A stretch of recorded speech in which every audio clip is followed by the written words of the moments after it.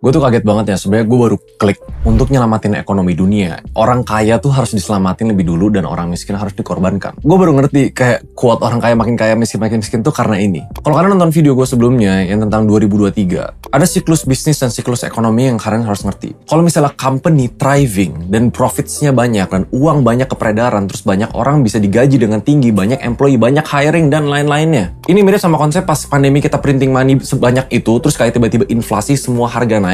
Ingat, kan waktu itu untuk turunin inflasi, negara harus ngelakuin tightening, yaitu naikin suku bunga. When that happens, ekonomi bakal slow down, growth credit bakal slow down, akan berdampak ke perusahaan-perusahaan tuh harus lay off beberapa karyawannya just to survive, karena mereka profitnya lebih kecil. Jadi yang bikin gue lumayan mikir ya, Jerome Powell, the Fed, itu kayaknya dia tuh tahu, dengan bikin decision ini, dengan kalau misalnya ekonomi krisis dan harus rebound, memang bisnis-bisnis orang kaya dan instansi yang memutarkan uang dalam volume besar dan ekonomi itu harus diprioritasin. Which in my head, pas gue klik, gila, itu serem banget sih.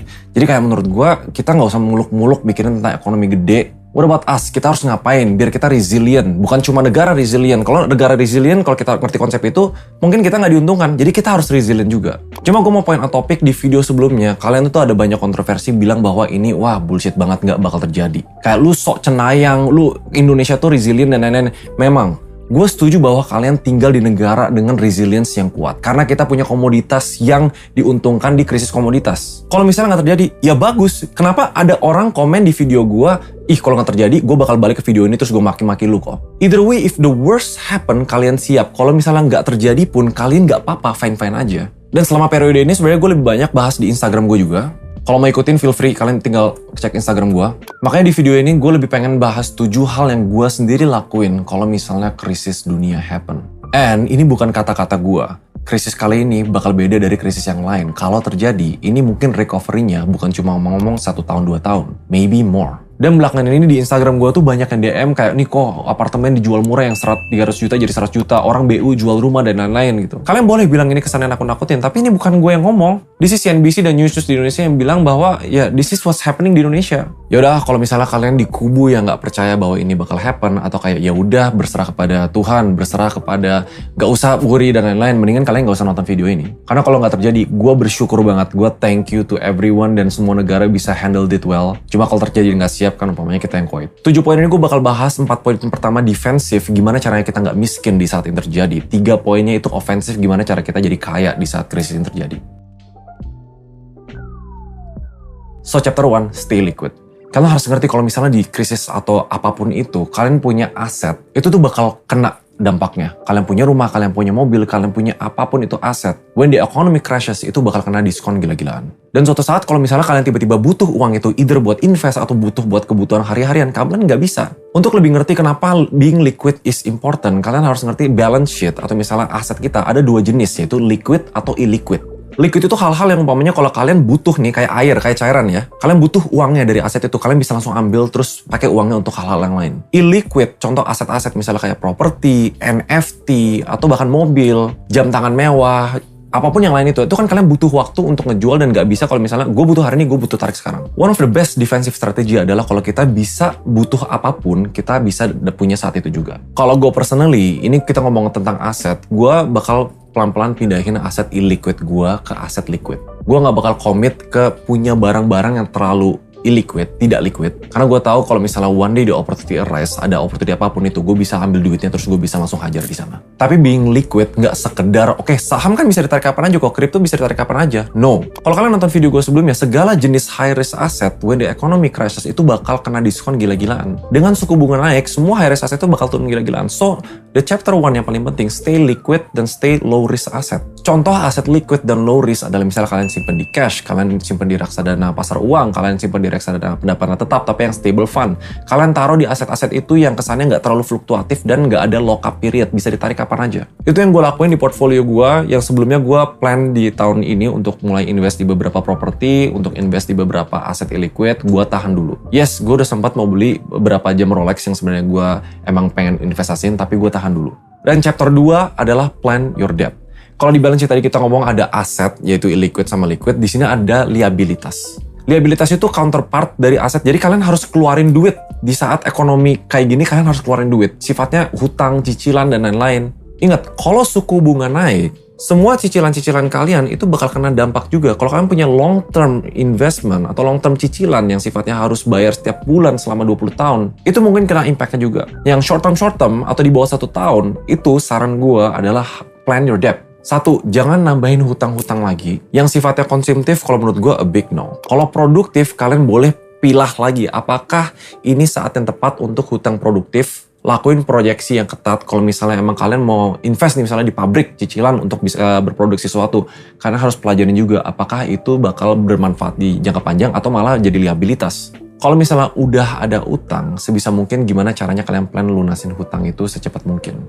Ada snowball method, ada method-method lain yang sebenarnya banyak banget gue udah bahas di Ternak Uang. Kalau kalian mau lebih detail, by the way, kalian bisa ke Ternak Uang karena itu online finance academy terlengkap di Indonesia sekarang juga. Tapi ini general guideline ya. Kalau soal utang, yang sifatnya bunga paling gede, biasanya gue coba bayar dulu.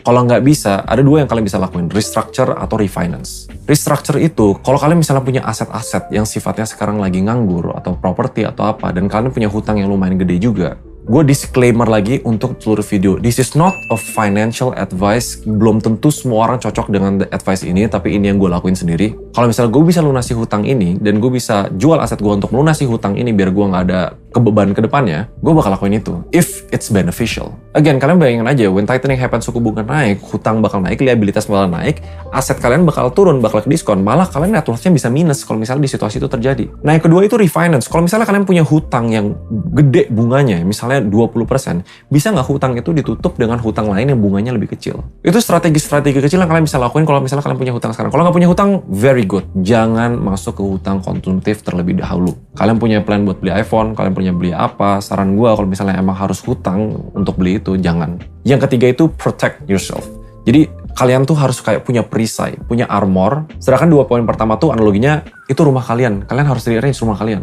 With protecting yourself, ada 2 hal yang paling penting yang kalian harus punya sekarang juga. Yang pertama, dana darurat. Buat kalian yang masih single, dulu sarannya itu 3 kali pengeluaran. Nah, pas pandemi, 6 kali pengeluaran. Sekarang kalau bisa siapin 12 kali lipat pengeluaran bulanan. Karena we never know, kalau misalnya one day ternyata the economy happens, pas ekonominya contract dan perusahaan layoff, kalian tiba-tiba nggak ada income, it's gonna be a very scary situation kalau kalian nggak punya dana darurat. Itu simple. Dana darurat, kalian bisa lihat ke chapter 1 lagi, yaitu masukin ke aset liquid low risk. RDPU, RDPT atau cash yang sifatnya nggak ada lock-up period. Yang kedua, asuransi. If you guys are okay with BPJS, go ahead with BPJS. Karena BPJS itu kan tier pertama yang paling penting asuransi kesehatan. Cuma nggak banyak orang yang pengen ikutin administrasi atau harus antri dan lain-lain. Asuransi itu urutannya kayak gini. Kalian punya asuransi kesehatan, asuransi kritis, lalu asuransi jiwa. Yang paling penting menurut gue di 2 pertama. Kalau bisa feel kesehatan dulu, baru kritis dulu, baru jiwa sedikit opsional. Ini nggak perlu gue jelasin panjang lebar, soalnya it's very clear kalau misalnya kita nggak punya kejelasan dalam income atau ekonomi, kita perlu protect kalau kita nggak tahu kapan kita sakit. Pas kita sakit, we have the money, ya bagus. Tapi kan itu bakal nguruk dana darurat ke asuransi. It's something yang menurut gue kewajiban di saat-saat sekarang.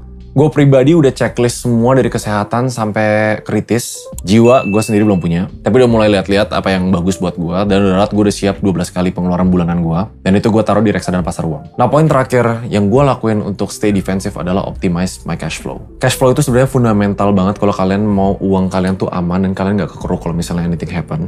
Gue bakal kategorin 2, income dan expense. Income gue bakal kategorin 2 lagi, fixed dan variable. Karena buat mayoritas dari kalian yang bekerja sebagai karyawan atau sebagai profesional, kalian tuh punya security gaji bulanan. Itu gue bakal masukin sebagai kategori fix. Dan kalau bisa, semua expense kalian, mau itu wants, needs, sama investment, itu tuh bisa ke-fill dari fix kalian. Kalau gue pribadi udah punya mindset untuk masukin fix, semua itu bisa nge-cover semua kebutuhan gue. Apapun yang gue dapat on the side, bonus, freelance, atau apapun, itu gue 100% masukin ke investment. Kasus ini, liquid low risk asset. Cuma kalau misalnya kita mau lebih agresif lagi soal cash flow kita, untuk nge-defense, expense tuh sebenarnya ada banyak yang kita bisa tekan. Mulai dari, even dari needs itu kita bisa tekan. Makanan, tempat tinggal, dan lain-lain. Kalau sekarang kalian ada yang tinggal di apartemen, yang bayar mahal-mahal, atau kayak kos yang eksekutif, atau yang gimana, bisa nggak consider untuk misalnya balik lagi ke rumah orang tua, atau misalnya ke kos yang lebih murah. Menurut gue itu bakal jauh lebih beneficial dibanding kalian ya tetap keluarin ngerasa, oh gue butuh ini needs. In reality, ada orang bilang ini need. Ya iyalah, sandang, pangan, dan lain-lain. Tapi sebenarnya itu masuk kategori wants. Kalau lu setiap hari makannya malah makan keluar, atau lu kayak setiap hari kayak omakase, lu tempat tinggal yang harusnya lu cuma butuh 1 bedroom, lu hire 3 bedroom. It's not needs,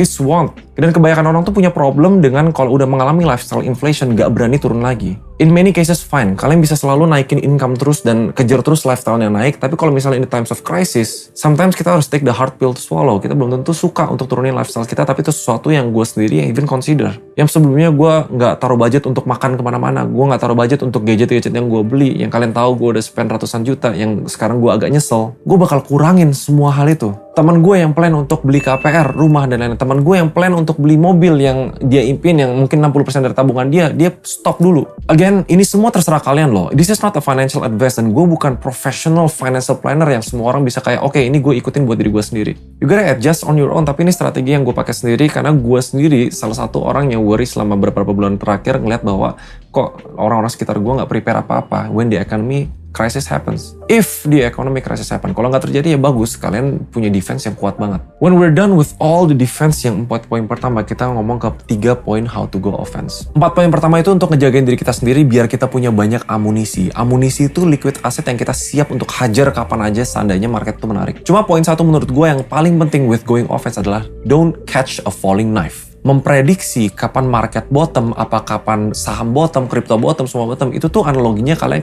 ada pisau nih, orang lagi biasanya motong-motong, lagi sehat terus tiba-tiba jatuh, kalian mau coba tangkep, kalian nggak tahu di bawahnya di mana. Timing the market itu biasanya in most cases orang tuh malah rugi. Mendingan tunggu pisaunya jatuh, nancap di tanah, habis itu kalian angkat, kalau udah nggak berbahaya untuk diambil, baru pakai pisau itu lagi untuk masak. Untuk apa? That's the analogy with investment. Kalian kalau tipe-tipenya high risk banget, monggo silakan coba time the market and catch the falling knife. Gue pribadi bakal selalu mantau aset-aset mana yang bakal kena hit paling gede. As gue mention, high risk asset, kalau misalnya di saat-saat kayak gini mau saham atau kripto, gue fokus di 2 itu, saham atau kripto. Itu bakal diskon gila-gilaan. Cuma apa gue lihat sekali turun, cepret 10% gue langsung hajar semua? No. Ini money management dan portfolio management yang sebenarnya udah dibahas banyak di Ternak Uang. Tapi poin 1 with being offensive itu pantau semua high risk asset, tapi jangan catch a falling knife. Trust me, aset-aset tuh kalau misalnya the economic crisis happens, ini tuh bakal gila banget diskonnya. Gue pernah bikin chart di Instagram gue tentang the market S&P di saat krisis. Setiap dia dip paling rendah dan dia dapat naik ke paling tingginya, itu kalian bisa jauh lebih cuan dibanding kalian cuma taruh invest di market pas lagi nggak crash. Itu poin 5 yang gue lakuin sendiri, makanya sekarang di HP gue tuh banyak watchlist aplikasi-aplikasi yang mantau high risk asset yang gue pengen plan beli if it happens. Tapi ya sekarang makanya stay liquid. Poin 6 yang gak banyak financial planner bahas adalah aggressively cari side income. Gue tahu banyak dari kalian tuh pernah dengar kayak satu stream income itu nggak sehat. Tapi kalian tuh banyak juga yang denger satu stream income nggak sehat, ya udah biarin aja deh. Nanti gue coba kalau ada income lain, kerjaan lain, gue ambil. Kalau nggak ada ya udah gitu. Ini lebih ke posisi mindset kalian untuk ngerasa bahwa this is now a necessity. Untuk mencari side hustle, mau freelance, mau franchise, mau kalian buka toko apa, buka bisnis apa, yang kalian bisa manage resikonya, lakuin sekarang. Ada beberapa industri yang bakal di-benefit if the crisis happen. Kalian harus melek opportunity-nya bisnis apa yang kalian bisa jalani, freelance apa yang bisa dilakuin. Kalau kalian, kalau misalnya ekonomi lusuh mana ada yang freelance? Bos, sama kayak pandemi. Pas dia hit, banyak banget industri yang kena secara drastis. Travel kena, fitness industry kena, semuanya yang kayak gitu tuh kena. Tapi banyak yang thriving juga, healthcare thriving. Sekarang, energy thriving. Kalian bisa nyediain service-service untuk perusahaan-perusahaan yang lagi thriving di saat krisis. Karena nggak bisa itu namanya semuanya anjlok. Pasti ada 1 atau 2 yang tetap thriving. Kalian harus lihat opportunity and jadiin itu side income yang wajib kalian cari dibanding satu ada ya udah bagus, kalau nggak ada ya udah gitu. Make more income. Edian ini bakal nyambung ke poin 5. Kalau misalnya we go offensive tapi peluru kita nggak banyak, sayang banget opportunity-nya. Gue perlu note juga ya, with amunisi atau peluru untuk kalian masuk ke market, jangan pernah kalian sentuh itu dana darurat. Never use dana darurat, jangan pernah pakai debt atau hutang untuk berinvestasi. Itu sama kayak kalian mau coba gali kubur sendiri. Kalau kalian ngerasa mau YOLO terus offense lebih penting daripada defense, itu menurut gue kesalahan terbesar di hidup kalian, apalagi di masa kayak gini. Dan mungkin poin terakhir yang gue singgung secara singkat adalah understand the cycle. With high risk asset, ada beberapa, misalnya saham, kita ngomong saham, ada beberapa industri yang sifatnya cyclical. Yang sifatnya pertama bakal turun paling tajam tuh ada duluan. Ada yang paling recover duluan tuh ada duluan. Consumer staple yang sifatnya pangan dan lain-lain itu mungkin menurut gue bakal resilient dan baliknya lebih cepat. Banking udah pasti resilient dan baliknya lebih cepat. Sampai ujung-ujungnya misalnya consumer discretionary, yaitu barang-barang wants kita untuk barang-barang mewah, gadget dan lain-lain itu bakal recover terakhir pas buying power udah kuat. Crypto yang bergantung ke supply and demand, pas dimana volumenya ada, pas market udah mulai balikin duit ke ekonomi secara retail, misalnya orang-orang menengah, orang bawah akhirnya mulai dapat duit lagi, kripto mulai bull run lagi, Generally speaking, pelajari siklusnya. Kalau gue bahas siklus industri ini, siklus ekonomi yang bakal menguntungkan di video ini nggak bakal habis. Cuma balik lagi ke poin 5. Kalau kita nggak mau catch a falling knife, gimana cara kita tahu ekonomi itu lagi di tahap reversal? Mulai pelajarin sedikit tentang yang namanya GDP. Mulai pelajarin sedikit yang namanya economic growth. Negara-negara kita lihat apakah perkembangan ekonominya membaik, apakah inflasinya menurun. Tanda-tanda yang bisa dilihat quarter by quarter. Plan terakhir di nomor 7 with understanding the cycle adalah bersabar. Kalau kalian berharap kayak tiba-tiba ada 1 bulan opportunity tiba-tiba jebret terus lu berharap semuanya naik, no. Siklus krisis ini nggak mungkin kayak berharap kayak cepat. Recovernya pun mungkin lama. Dan kalau kalian punya mindset untuk langsung hajar dalam waktu dekat, terus kalian langsung taruh semua peluru dan berharap ini satu-satunya industri yang lu bakal naik, itu kalian bakal salah juga. Dan ini semua banyak banget sebenarnya udah dibahas di Ternak Uang. Semua topik yang dari poin 1 sampai 7 tuh udah ada di sana sebenarnya. Kalian kalau mau langsung cek aja langsung di aplikasinya. Tapi mungkin gue bakal tutup video ini dengan statement dari diri gue sendiri. Karena banyak dari kalian yang suka video 2023 itu. Kesannya kayak walaupun serem di ekonominya, itu bikin at least kalian punya mindset untuk bersiap-siap kalau hal buruk terjadi. Kalau nggak terjadi, again, bagus. Gue berdoa hal itu nggak terjadi. Ini salah satu yang mungkin gue agak greget ya. Percaya dengan agama, percaya dengan keyakinan, itu sangat bagus. Tapi kalau misalnya berserah semuanya kepada Tuhan tanpa kalian ngelakuin action apa-apa, that's gimana ya? Do the best and let God do the rest. Itu ya do the best dulu. Jangan langsung let God do the rest tapi kalian nggak ngapa-ngapain. There's a lot of controversy in that video yang gue ngerasa sayang banget. Kenapa kalian ngerasa gue tuh ngomong itu tuh cuma kesannya cuma buat nakut-nakutin doang. Kalau misalnya cuma buat nakut-nakutin doang, gue nggak bikin video ini. Gue nggak ngejelasin ekonomi secara singkat. Please be a smart viewer. Nanti ada yang bilang, oke, kita nggak bakal kena Indonesia paling resilient. Orang gue cuma bertani doang, nggak bakal kena apa-apa.